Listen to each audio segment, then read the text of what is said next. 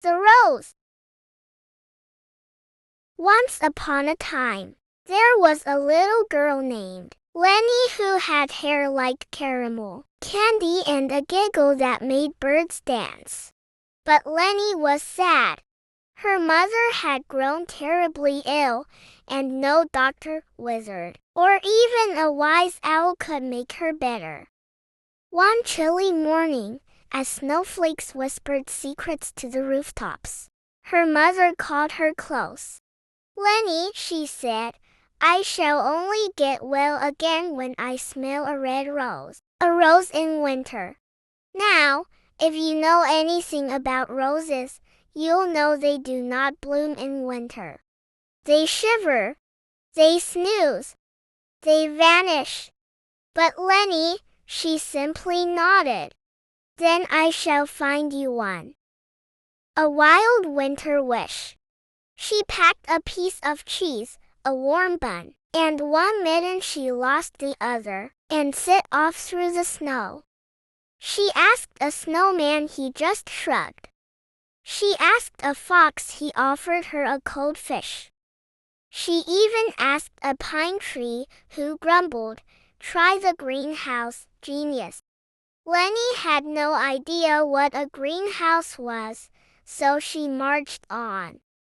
The Garden of Seasons. After hours of trudging through snow and her stomach growling like a wolf, she stumbled into a clearing. There stood a glass dome glowing golden, filled with flowers, a garden in the middle of winter.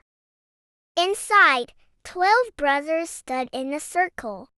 Each wore a robe stitched with stars in months: January, February, March, all the way to December. "Who dares enter the Garden of Seasons?" asked July, fanning himself with a sunflower. "I'm Leni," she said, curtsying. "And I need a rose to help my mom get better." "Roses don't bloom in winter," said frosty January. "But they do in June," muttered warm and lazy June, stretching. The brothers whispered and argued, snow swirling with petals. Then June stepped forward, winked, and snapped his fingers. "A rose for courage." Whoosh! Sunlight burst through the glass.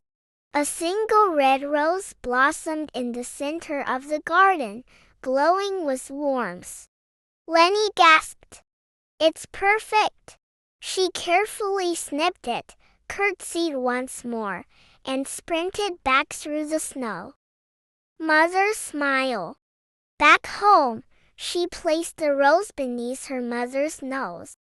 Her mom sniffed, blinked, and smiled. Color returned to her cheeks like jam on toast. She sat up and laughed. "That smells like summer." Leni hugged her, squishing the rose a bit. And from that day on, a single rose grew in their garden every winter. No one knew how, but Leni did. Thank you for reading the story with me. Please subscribe Olivia's Storybook Corner for more fantastic stories. Bye-bye.